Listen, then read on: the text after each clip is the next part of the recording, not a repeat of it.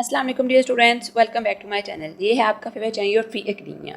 Okay बच्चों, I hope so कि आप लोग जो है वो 9th क्लास के लिए बहुत ज़्यादा एक्साइटेड होगी। ठीक है, आप लोगों की बुक्स जो है वो काफ़ी हद तक चेंज हो चुकी हैं। इससे पहले कुछ वीडियोज़ जो है मैंने चैनल के ऊपर अपलोड की हुई हैं, आप लोग वहाँ से भी तैयारी अपनी स्टार्ट कर सकते हो। आज का जो हमारा टॉपिक है वो हम स्टार्ट करेंगे। उससे पहले मैं आप सबसे रिक्वेस्ट करती हूँ, चैनल को लाजमन लाइक करें, वीडियो को लाइक करें, अच्छा सा कमेंट करें और आप लोग चैनल को भी लाजमन सब्सक्राइब करके जाएँ ताकि नई अच्छी आने वाली वीडियो आप तक फ़ौरन पहुँच जाए। बच्चों, आज का जो हमारा टॉपिक है वो है science as a collaborative field. सबसे पहले तो आप लोग ने ये समझना है कि कोलैबोरेटिव का मतलब क्या होता है। बेसिकली जब भी कोई 2 से 3 लोग जो होते हैं वो एज अ ग्रुप मेंबर्स काम करते हैं, एज अ आप लोग पार्टनर्स काम करते हो, तो क्या होता है कि हर एक बंदे को उसका क्रेडिट जो होता है वो इक्वली डिवाइड किया जाता है। ठीक है, अगर कोई बंदा कोई काम कर रहा है, ठीक है, वो अकेला कर रहा है, अब उसके साथ 4-5 लोग ऐड हो गए, ठीक है, अब वो जो काम है वो 5 लोग के अंदर डिस्ट्रीब्यूट हो गया और वो एक बेटर सोल्यूशन जो है वो आप लोगों को प्रोवाइड कर रहे हैं, तो हम कहें कि वो एक कोलैब में काम कर रहे हैं, वो कोलैबोरेटिव इफेक्ट है। ठीक है, वो एक मिलजुल के इकट्ठे काम कर रहे हैं। अब इसका फ़ायदा क्या होता है? बेसिकली अगर हम साइंस के हवाले से देखें कि साइंस के अंदर इस चीज़ का फ़ायदा क्या है, तो बेसिकली साइंस जो है वो एक बहुत ब्रॉडर फील्ड है। ठीक है, इसके अंदर बहुत सारी ब्रांचेज आ जाती हैं, सब ब्रांचेज आ जाती हैं। अब इसका पर्पस क्या होगा? अब जब साइंस के अंदर डिफरेंट ब्रांचेज जो हैं, डिफरेंट ब्रांच जितनी भी स्टडीज़ की ब्रांचेज हम इंक्लूड करेंगे, जैसे हमारे पास आ जाती है केमिस्ट्री, ठीक है, उसके अलावा मैथमेटिक्स, कंप्यूटर साइंस, इसकी एग्जांपल्स हम आगे सारी देखेंगे, इंजीनियरिंग,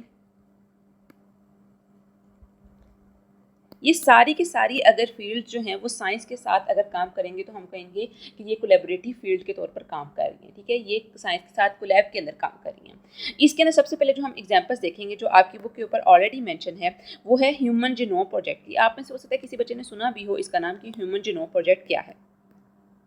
आप लोगों ने सुना होगा कि बहुत से लोगों को कलर ब्लाइंडनेस जो होती है वो होती है। ठीक है, उनको कुछ कलर्स जो होते हैं वो विजिबल होते हैं, कुछ को नहीं होते हैं। ठीक है, आप लोगों ने हीमोफीलिया की एग्जांपल सुनी होगी, किसी बंदे को कट लग जाता है तो खून जो होता है वो बहना रुकता नहीं है। ये बेसिकली क्या होती हैं? ये जीन डिसऑर्डर्स होती हैं।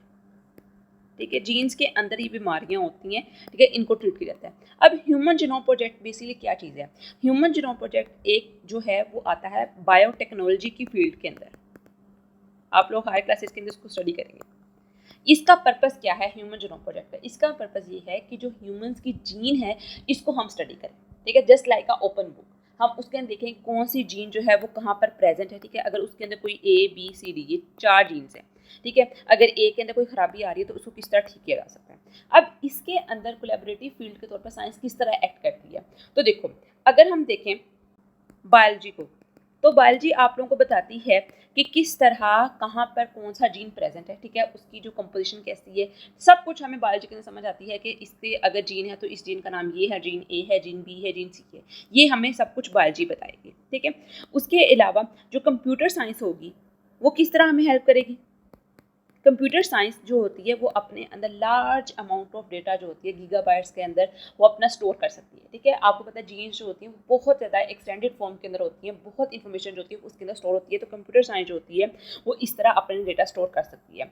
उसके अलावा अगर हम फार्मास्यूटिकल के हवाले से देखें, तो अगर किसी भी या मेडिसिन के हवाले से देख लें, कोई भी मेडिसिन की फील्ड देख लें, तो बेसिकली क्या हो कि अगर आपकी जीन के अंदर कोई भी बीमारी पाई जाती है, कोई भी एक माइनर सा भी कोई मसला पाया जाता है, तो आप लोग बहुत आसानी से उसको ट्रीट कर सकते हो। तो इस तरह ये 3 फील्ड्स में जस्ट आपको एग्जांपल्स के थ्रू समझा रही हूँ। इसके अलावा भी डिफरेंट फील्ड्स, अब तो दुनिया इतनी तरक्की कर गई है तो हम डिफरेंट फील्ड्स को मर्ज कर सकते हैं और हम बहुत अच्छे तरीके से इसको सस्टेनेबल हम इसका रिजल्ट जो है वो हासिल कर सकते हैं। तो पहला जो हमारा कोलैबोरेटिव फील्ड पे जिसके साइंस काम करिए वो है हमारे पास ह्यूमन जीनोम प्रोजेक्ट। अब जो सेकंड है वो बहुत मजे का है, बहुत इंटरेस्टिंग है। आप लोगों ने इसको रट्टा नहीं लगाना, आप लोगों ने बस इसको समझना है और आप लोग इसको अपने वर्ड्स के अंदर भी लिख सकते हो। सेकंड पे हमारे पास आता है क्लाइमेट चेंज। आप लोगों को पता है कि आजकल कितनी ज़्यादा गर्मी है।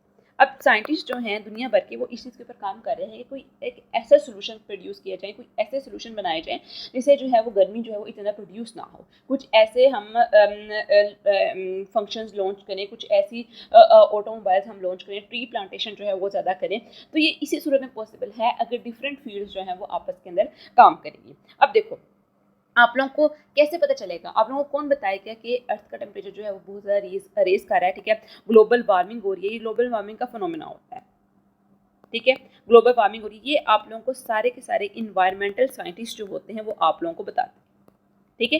एक जनरल जो बायोलॉजिस्ट होगा वो आप लोगों को नहीं बताएगा, एक फार्मास्यूटिकल जो पर्सन होगा, फार्मास्यूटिक्स जिसने पढ़ी होंगी, वो आप लोगों को नहीं बता पाएगा कि क्यों जो अर्थ का टेम्परेचर है वो रेज कर रहा है। ये आप लोगों को इन्वायरमेंटल केमिस्ट जो होंगे या इन्वायरमेंटल साइंटिस्ट जो होंगे वो आप लोगों को बताएंगे कि अर्थ का टेम्परेचर जो रेज कर रहा है वो किस वजह से कर रहा है। वो क्लोरोफ्लोरोकार्बन की वजह से कर रहा है, ठीक है। वो किस वजह से कर रहा है कि जो large number of private vehicles की वजह से कर रहा है, ठीक है। हर एक बंदे के पास जो हम AC ऑन करते हैं, रेफ्रिजरेटर ऑन करते हैं, ये प्रिंटिंग मशीन ऑन करते हैं, इन सब की वजह से कम्युनिटी इफेक्ट दे रहे हैं और अर्थ का टेम्परेचर जो है वो रेज कर रहा है। अब ये हमें बताएंगे इन्वायरमेंटल साइंटिस्ट कि इस तरह टेम्परेचर रेज कर रहा है, और यही हमें सोल्यूशन प्रोवाइड करके देंगे कि हम इन चीज़ों को रिड्यूस करें तो हम अर्थ के टेम्परेचर को जो है वो रिड्यूस कर सकते हैं। उसके अलावा अगर हम बात करें जियोग्राफी की, वो कैसे इंक्लूड होगी, मैं जनरल आप लोगों को समझा रही हूँ कि किस तरह रिलेट करना है।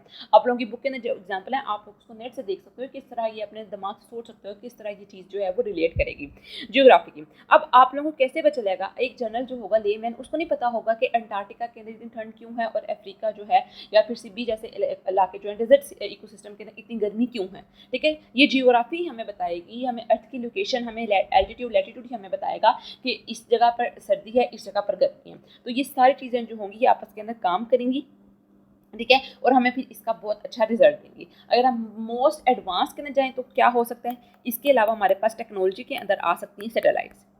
आप लोग पता है ना सैटेलाइट्स जो होती हैं वो अर्थ के इर्द गिर्द घूमती रहती हैं कंटिन्यूसली, ठीक है। मून के गिर्द भी घूमती हैं और अर्थ के गिर्द भी कंटिन्यूसली जो होती हैं वो रोटेट करती रहती है, अपने एक्सिस जो होती है वो कंप्लीट करती हैं। क्यों करती हैं, हमें कैसे पता चलता है कि आज बारिश होनी है, कल बारिश होनी है, ये हमें सैटेलाइट्स जो होती हैं ये हमें बताती हैं, ये हमें इन्फॉर्मेशन देती हैं कि हाँ भी इस तरफ जो है वो क्लाउड ज़्यादा है, इनकी इंटेंसिटी इतनी है, इसके अंदर इतने चांसेज हैं रेन के, ठीक है। तो ये सब कुछ जो होता है वो हम इस चीज़ के अंदर पढ़ते हैं कि क्लाइमेट चेंज के अंदर डिफरेंट ब्रांचेस को हम स्टडी कर सकते हैं और इसका बेटर सोल्यूशन जो है वो हम प्रोवाइड कर सकते हैं।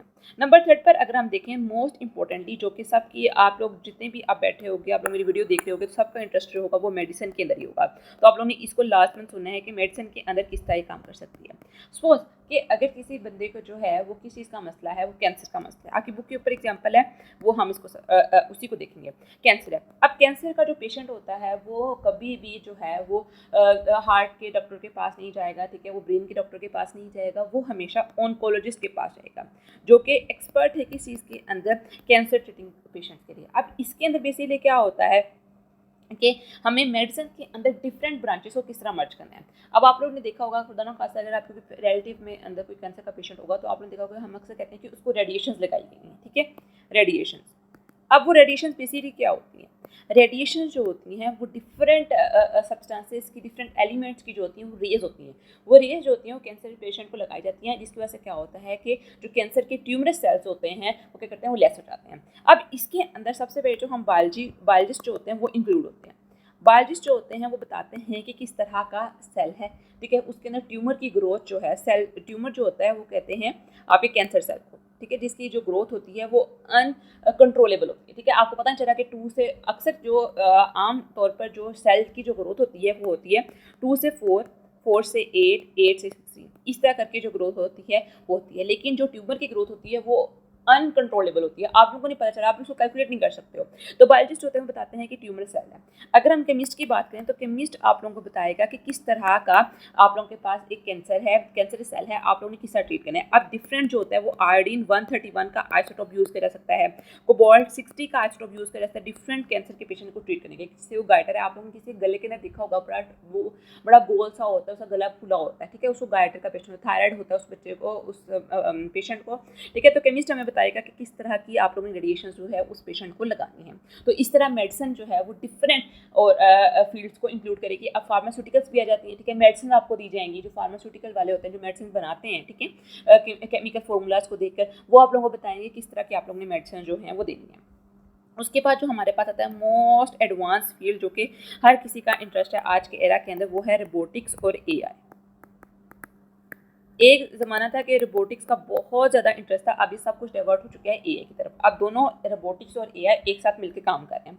आप लोगों ने देखा होगा कि पहले क्या करते थे कि रोबोट्स होंगे वो हर एक चीज़ को ओवरकम कर लेंगे। अब आपने देखा भी होगा कुछ कंट्रीज़ के अंदर रोबोटिक कार्स भी इंट्रोड्यूस करवाई गई हैं। आपने देखा होगा कि सैटेलाइट्स जो हैं वो इंट्रोड्यूस कराई गई हैं, रोबोटिक सैटेलाइट, ठीक है, स्पेस शिप्स जो हैं वो इस तरह की इंट्रोड्यूस करवाई गई हैं जो रोबोटिक्स सिस्टम के ऊपर काम करती हैं। अब AI के अंदर बेसिकली क्या है, इन दोनों फील्ड को भी अब साइंस रिलेट किया जाता है। अब AI जो है वो इतनी एडवांस हो गई है कि वो आइडेंटिफाई कर सकती है कि इस पेशेंट को किस तरह का ट्यूमर है, इस पेशेंट को कौन सी बीमारी है, इस पेशेंट को क्या चीज़ है। तो बेसिकली क्या है कि ये सारी चीज़ें जो हैं वो आपस में इंटरलिंक्ड हैं। अब इसका फ़ायदा क्या होता है, बात चीज़ें ऐसी होती हैं जो ह्यूमन ब्रेन जो होता है उनको परसीव नहीं कर सकता, उनको अंडरस्टैंड नहीं कर सकता, लेकिन वो चीज़ें जो होती हैं वो AI या रोबोटिक्स जो होती हैं उनको अंडरस्टैंड करती हैं। अब काफ़ी ज़्यादा आप लोगों ने अगर न्यूज़ वगैरह सुनते हो गए तो रोबोटिक्स जो हैं वो एज अ डॉक्टर भी काम कर रहे हैं। वो माइन्यूट जो ब्रेन की सर्जरीज होती हैं जहाँ पर ह्यूमन जो हैं वहाँ पर चांसेस जो होते हैं वो ज़्यादा ब्लंडर के होते हैं कि वहाँ पर कोई भी नर्व जो होती है, आपको पता है ना ब्रेन की सर्जरी इतनी क्रिटिकल होती है कि अगर एक माइनर सी भी नर्व जो होती है वो गलती से कट हो जाए या उसके अंदर कोई भी ब्लंडर हो जाए तो आपका तकरीबन पूरा जिस्म आप कह सकते हो कोई स्पेसिफिक पार्ट होता है वो पैरालाइज हो सकता है। तो रोबोटिक्स जो होते हैं वो अपने काम के अंदर इतने एफिशिएंट हैं कि वो कर सकते हैं इसको ठीक है। ये इस तरह हो गया आप लोगों का रोबोटिक्स और AI का। इसके अंदर कंप्यूटर साइंस भी इन्वॉल्व है, इसके अंदर most importantly mechanical engineering involve. किस तरह, क्योंकि आप लोग मैकेनिकल इंजीनियरिंग के थ्रू ही बता पाओगे कि किस तरह का आप लोगों ने रोबोट बनाना है, उसके अंदर किस तरह चीज़ें आप लोगों ने फिट करनी है। तो इंजीनियरिंग का मेन जो कंपोनेंट है वो रोबोटिक्स और AI के अंदर इन्वॉल्व है, ठीक है। उसके बाद जो आप लोगों का लास्ट आता है वो आता है स्पेस एक्सप्लोरेशन।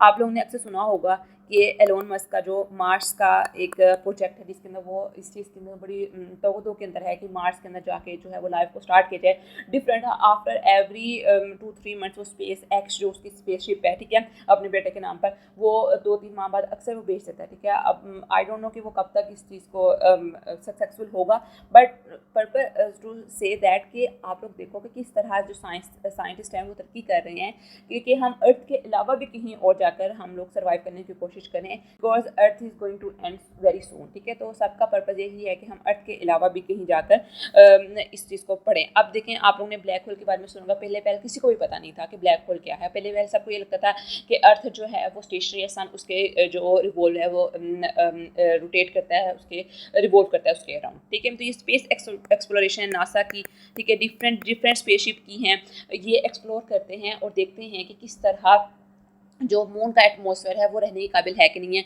उन्होंने देखा है, उन्होंने ये चीज़ ऑब्जर्व की है कि जो मून अगर हम फॉर एग्जांपल देख लें वहाँ पर बिल्कुल भी एटमॉस्फेयर जो है वो इतना अच्छा नहीं है कि वहाँ पर रहा जा सके, but as compare to moon, Mars जो है वो सबसे अच्छी चीज़ है जहाँ पर हम जाके अगर हम रहना चाहें तो हम रह भी सकते हैं, ठीक है। आप लोग चैप्टर भी पढ़ोगे द मार्शियंस अपनी फर्स्ट ईयर के अंदर।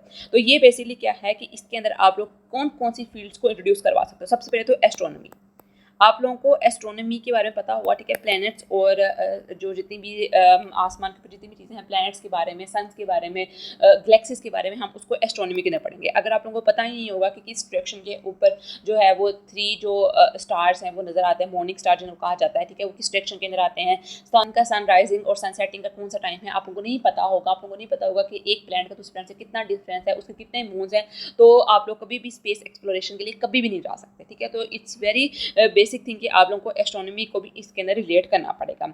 उसके अलावा अगर आप लोग देख लो मैथ्स का, तो आप लोगों को सारी बात है, मैथ्स और physics is very very necessary. आप लोगों को पता नहीं होगा कितना हमने इसको फ्यूल प्रोवाइड करना है, कितना उसने डिस्टेंस कवर करना है, कितने डिस्टेंस के लिए उसको कितना फ्यूल और कितनी एनर्जी चाहिए होगी, तो आप लोग कभी भी स्पेस एक्सप्लोरेशन के लिए नहीं जा सकते हो। ये बहुत एक जनरल चीज़ है, ठीक है। आप लोगों को पता नहीं होगा कि मैथ्स के अंदर 2+2 कितने होते हैं 4। आप लोगों को पता नहीं होगा कितना डिस्टेंस जो है वो अर्थ का मून से है, कितने सैटेलाइट और कितने लाइट ईयर्स का डिस्टेंस होगा कंप्लीट करने के लिए, अगर आपके पास मैथ्स और फिजिक्स का नॉलेज नहीं होगा। इसके लिए आई वुड सजेस्ट यू कि आप लोग क्रिस्टोफर नोलान की जो मूवीज़ हैं, इंटरस्टेलर या फिर जितनी भी उसकी मूवीज़ हैं, आप लोगों को लास्ट में देखो, ठीक है। वो साइंस फिक्स बेस्ड है और बहुत वो रिलेट करती हैं अगर आप लोग इंटरेस्टेड हैं एस्ट्रोनॉमी के लिए, ठीक है। तो उसके अलावा एरोस्पेस बेसिकली एक बहुत इमर्जिंग फील्ड है, ठीक है। इसके अंदर बेसिकली क्या होता है कि एरोस्पेस इंजीनियरिंग के अंदर ये स्पेस शिप्स और स्पेस एयरक्राफ्ट को डिज़ाइन करते हैं, ठीक है। ये बताते हैं किस तरह एक स्पेसिफिक स्पेस क्राफ्ट की कितनी स्पीड होगी, ठीक है, उसकी स्पीड को किस तरह इंक्रीज करता है, उसकी शेप को होगी किस तरह स्ट्रीमलाइन करें, किस तरह उसको बनाए कि उसकी जो एजिलिटी है वो तेज़ हो जाए, फ्यूल जो है वो कम कंज्यूम हो। तो ये सारी की सारी चीज़ें जो होती हैं वो हम लोग स्पेस एक्सप्लोरेशन के दौरान पढ़ते हैं। तो बेसिकली आप लोग कोई भी चीज़ देखते हो, कोई भी चीज़ जब सक्सेसफुल होती है तो उसके अंदर सिर्फ एक जो स्पेसिफिक फील्ड होती है उसका वर्क नहीं होता। ये बात आप लोगों ने हमेशा याद रखनी है कि किसी भी चीज़ के रिजल्ट को इफेक्टिव बनाने के लिए, सस्टेनेबल बनाने के लिए और लॉन्ग लास्टिंग बनाने के लिए कभी भी एक फील्ड जो होगी वो नेसेसरी या एनफ नहीं होगी। आप लोगों को सारी की सारी फील्ड्स जो होंगी वो साथ लेके चलनी पड़ेंगी और सारी की सारी फील्ड्स का रिजल्ट जो होगा वो फिर आप लोगों को बहुत पॉजिटिव और अच्छा मिलेगा। तो जो आज तक इतना ही, आई होप सो कि आप लोगों को आज लेक्चर बहुत ज़्यादा इंटरेस्टिंग लगा होगा और आप लोगों को कोई ना कोई नई चीज़ जो होगी वो सीखने को भी यही होगी। तो आज के लिए इतना ही, कल मिलते हैं एक नई अच्छे रुख से, तब तक के लिए फी अमान अल्लाह।